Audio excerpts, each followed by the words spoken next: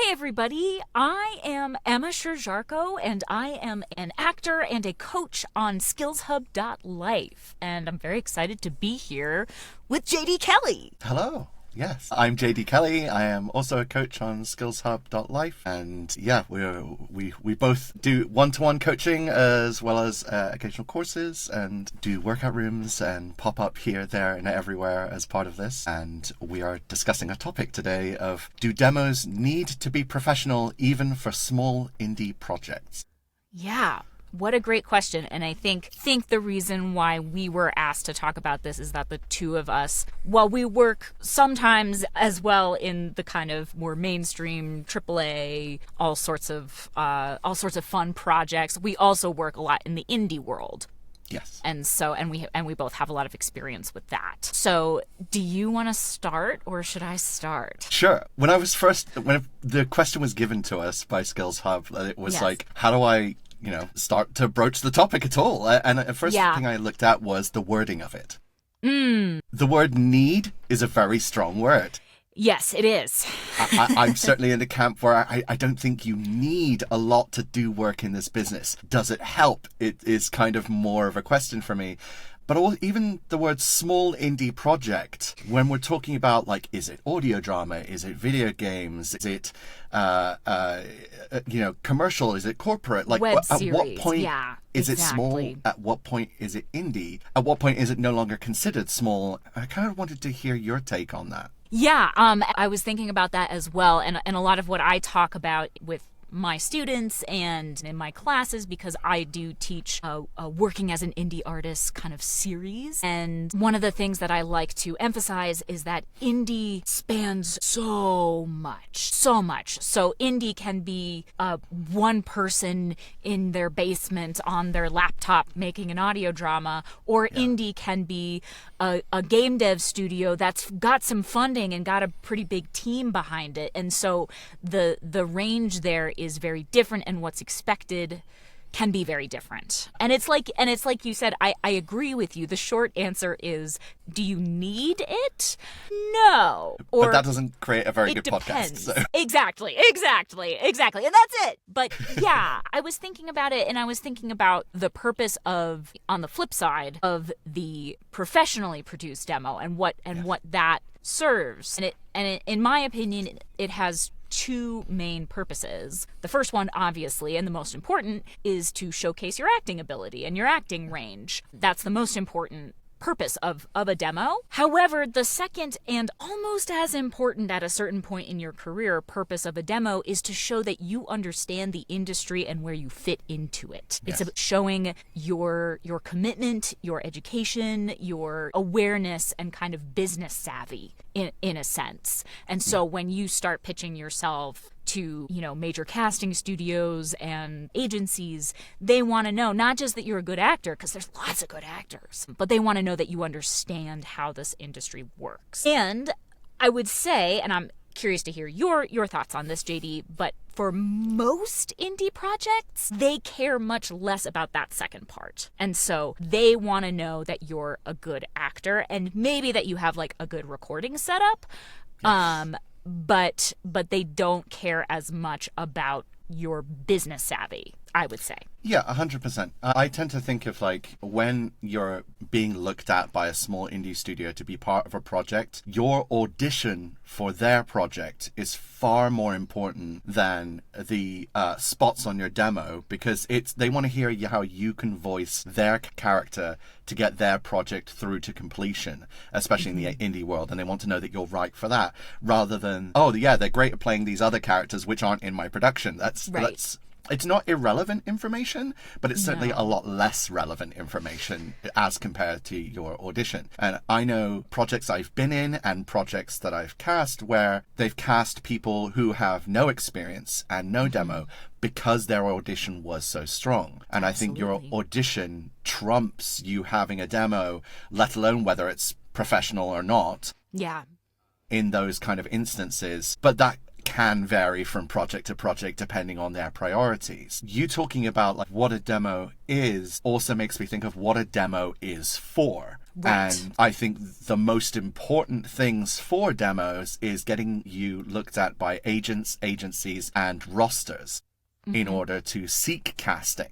Because it's the how good is this person at acting, and the audio quality, because your demo could have been produced elsewhere, doesn't necessarily reflect what you're capable of producing. That would be your studio sample. And therefore, I do think there is a case use where a demo can potentially get you sideways cast, where you audition for one role and they go, they're not right for this role, but they're really good. They listen to your demo and go, actually, this spot on their demo means they may be suitable for this character. Yeah, and I will say, just to interject real quickly, it will not hurt you to have a good professionally produced demo, even for an indie project. I recently I booked an indie project that I auditioned for, and they liked my audition, but then they went and listened to my demo and they said, she can do all these other characters too. We want her to do like 7 characters. I got as much work as I did because they heard that I had that range. So it can be useful, of course. But generally speaking, as you were saying, the audition is the most important thing. And unless it's a project like that where they want you to voice multiple characters, the audition is the most important part of that. And that's true for any casting. The demo is the thing that often gets you to the point of getting the audition once you get, signed by an agent and or on a casting roster. I do think that there is also the fact that we're saying, does it need to be professional as well, is something to cater for. And I think often people ask about demos and show reels and at what point they should go for it and how useful that is. And I do think that if you are doing a demo or a reel, having it to a high standard is very important. So self-production, unless you are very competent in self-production, is something that is usually better to get a lot of help with, to be coached up to it, to be directed by a professional. If you are doing the sound production and audio sound design and background music and bringing it up to commercial volume, I think you need to know what you're doing in that space to be able to do it to a certain standard, because it has that expectation and maybe some judgment when you call it a demo or reel. But samplers or samples of your voice can often, I think, achieve the same thing in the small indie space of, this is how good I am as an actor and this is what I can do, without that expectation, without that judgment. Yeah, no, I'm glad you brought that up, because that's also something that I talk with a lot of my students about, because I talk about places that you can begin to find work once you're ready to start putting yourself out there. Maybe not ready to make a demo, or maybe not ready to, reach out to big agencies, but you're ready to start working on stuff. And one of the places that you can look for that is, online casting sites. We're not going to get into the discussions of pros and cons of casting sites in this discussion, but they exist. And for the sake of this discussion, they exist. And they usually ask you to upload some samples. And what I tell people is what you just said, JD, that for most of the projects, at least indie stuff, they mostly about how good an actor you are. So if you can just record something that you have permission to record and share, make sure you have that. But you can kind of have or create your own samples to show, and often that will work in lieu of a demo. And just to share from personal experience, now I had the benefit of the first big project that I worked on as a voice actor being a series with 60 episodes that was very well written and professionally produced. So I had a lot of really good samples to share, but I booked a lot of work just showing the work that I've already done, not necessarily creating a new demo. And it wasn't until a few years later into my career, when I was ready to start leveling up, that I went down the demo route and making those. So yeah, and again, I talk about this, there's the catch-22 of you need to have done work to get work. I recognize that I am very fortunate that I had those great samples to work with, but there's no reason that you can't create them yourself in a kind of smaller capacity. 100%. And I think that samples and samplers still achieve the goal of something that shows that you're good at acting, that can lead on to being cast in other roles, even if that's not what you auditioned for, and still serves that same purpose. And depending on the type of roster that you're applying to, some of them only want samples and some of them want professionally produced demos. And I look at that when people are saying, oh, I want to go for this job, but I don't have a demo, so I want to rush a demo.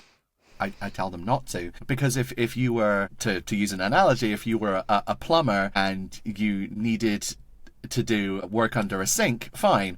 If instead it was like, oh, I need a plumber to do the major piping underneath my garden and it requires a backhoe and you don't have a backhoe, yeah. If you don't just rush and get a backhoe that you've never used and then try and use it in someone's garden, you just go, okay, I can't do that job, but there are other jobs out there. Maybe once my business grows enough and my experience grows enough, then I'll buy a backhoe and do those jobs. And I see a demo in that same way, is you can do work based on your auditions. You can get work based on your samples. You can join some rosters and not others based on just having samples and without the experience yet. And then once you've had the experience, you know what you're good at. You know how to give a good performance. You've tried out the different areas that you can create demos for, whether it's promo, commercial, audio drama, video games, whatever. And then once you've got that experience and you know where you sit within that, you can then have good direction. You can contact people to write something specifically for you and have it put together and create a demo that is going to see you through for a while. And I do think demos are not buying a car, you're hiring a taxi. It takes you to A to B, but then you get a different one to get you further. And I love these analogies. Yeah, no, I think that's a great assessment that, it takes working on your skills and again, also knowing what your strengths are, which is sometimes hard because I don't know about you, but I think I'm good at everything. But I definitely have my strengths and things that I can do that might surprise you, but there's definitely some things that I'm not good for, and so I don't want to put those things on my demo. So I think that's a really good point. I guess I had a question for you, JD, which is just if there's any difference you think between the US and the UK market in terms of demos, and because you call them show reels in the UK. Yes, I always think of demo and reel as a slightly interchangeable thing. Some people have differences between them. The terminology is a little bit different depending on where you are. Yes. But no, in terms of working on both sides of the pond, as it were, I've had a very similar experience in how they are achieved. I think occasionally because work in England has like an older history and a bit of a you go to drama school and you study Shakespeare and that kind of expectation. There is sometimes a high demand for things to be at a very professional level. Sure. But on the flip side of that, I do think in America there are a lot more people saying that they are willing to produce a demo for you who don't have the experience to produce a demo because they're looking to make money in a business, which doesn't happen as much over here. So I think it's just pros and cons. In the same way that if you went from New York to LA, it would be slightly different, or East Coast, West Coast. It's not necessarily because it's England versus America. It's just a different area, as it were. No, but I was just curious if you'd noticed any differences, but that makes a lot of sense, and that's really interesting to hear because I'm sure hopefully everybody watching this video has heard about demo scams because it is a real thing and it definitely happens here. And then I see it's like, I'm going to go off on a tangent just a little bit, but I sometimes complain that it seems like everyone and their mother has their own casting roster. It's like somebody is in one project and then they decide that they're a casting director now. I do think that you see that a little bit sometimes with demo production and some people who are not qualified to produce your demo for you are saying that they'll do it for cheap. And if I guess it won't hurt too much if you have a fairly cheap first demo made. Yeah, I think when you're looking at someone to produce a demo for you, it's so important to look at what demos they've produced before and to listen to that quality and compare them to other people's demos and to reach out. We are a community, and I think it's easy to forget that sometimes. And if another voice actor has had a demo produced by someone, you can reach out to that voice actor and say, hey, I saw you had this demo produced. What was your experience like? What was the value like? Has it helped in, you gain work from it? Has it been useful? Are you proud of what was created? And get quite a candid response from other actors. And I think doing this due diligence helps prevent you from being, I don't like using the word scammed, but it effectively is scammed sometimes in those worlds. Yeah, and I will just add that there's a lot of support and expertise on Skills Hub. When I was starting to make my demos, I coached with people to get recommendation, got advice from some of the best people in the industry. You can book 15 minutes with somebody and get amazing guidance. There is that. But yeah, I think you're totally right. Just doing your research and seeing, because also there are, quote unquote great demo producers, not even quote unquote, just great demo producers, but you might not love their style, and you might find that you like another studio's style a little more. So yeah, you are making an investment in your career, and so it should be what you want it to be, not what somebody else tells you it should be. Ultimately, acting is art, and art can be very subjective. So I 100% agree with you. Some producers are going to want more dynamic, bombastic kind of reads, and others are going to want like really grounded, realistic, subtle, and things like that. And that may suit you one way or the other, or anywhere in between as an actor in terms of what you want to portray. Because I think part of a demo is what you're good at and you showing your strengths, but also part of it is auditioning for the roles that you want. And sort of showcasing like, this is what I'm good at and this is what I want to do. This is where my passions lie, and that's important too. Yeah, absolutely. And therein lies part of the difference between samples and a demo, right? Because samples generally are work that you've already done. Yes, you can record new samples that are things that you want to do. Yes. But the demo, it is kind of like your wish list. In a way. So yeah, that's a really good point too. But yeah, I mean, I think that generally speaking, most indie projects, going back to the original question, most indie projects don't expect you to have a demo. I think of it in the sense of like, if it's an unpaid project and they're requiring you to have a broadcast quality home studio, that's ridiculous to me. And I think it's the same sort of thing with a small indie project requiring you to have a demo to get an audition. It's sort of unfair. The payoff is not equal. But that being said, as we keep saying, if you've got the demo, it can't hurt. Yeah. Because they may like your audition, but decide they want to give you another part. Yeah. There you go. Yeah, do demos need to be professional even for small indie projects? No. Yes, it does help, and yes, it can lead to other things. And if it's not a professional demo, samples can be very useful for that purpose. So you don't need a demo in that kind of way, let alone it being professional in the small indie projects. But also small indie projects are not all created equal, and they'll be looking for different things. But I think generally when you're starting out and when you're putting things together, the majority of projects you get hired for, you're hired for your audition versus anything else. I know people get hired even without websites, without social media, and it helps to have a website, it helps to have social media, all of this stuff helps. But to kind of get started and put yourself out there, I don't think there is a big list of what you need. Yeah, no, I think that's a great point. All of these things are tools that will help you, but do you need them to get started? No. Everybody got to start somewhere with whatever you have, and that might just be you to start. Awesome. Any other thoughts, JD? Any other questions on this? No, I'd like to throw it out to everybody watching and listening. If you have questions on this topic, comment on them down below. Let us know what topics you would want to be covered and what would be interesting in this world for us and other coaches to explore. Obviously, if you click like, more people will see it. If you click subscribe, even more people will see it. And there's a wealth of knowledge on here for you to find. Absolutely. Yeah. Great question. Thank you, Skills Hub, for bringing us on to discuss this. And yeah, click that like and subscribe. It costs you nothing on YouTube. And you get a wealth of information. And then come find us at acting.skillshub.life. We'd love to have you in the community there.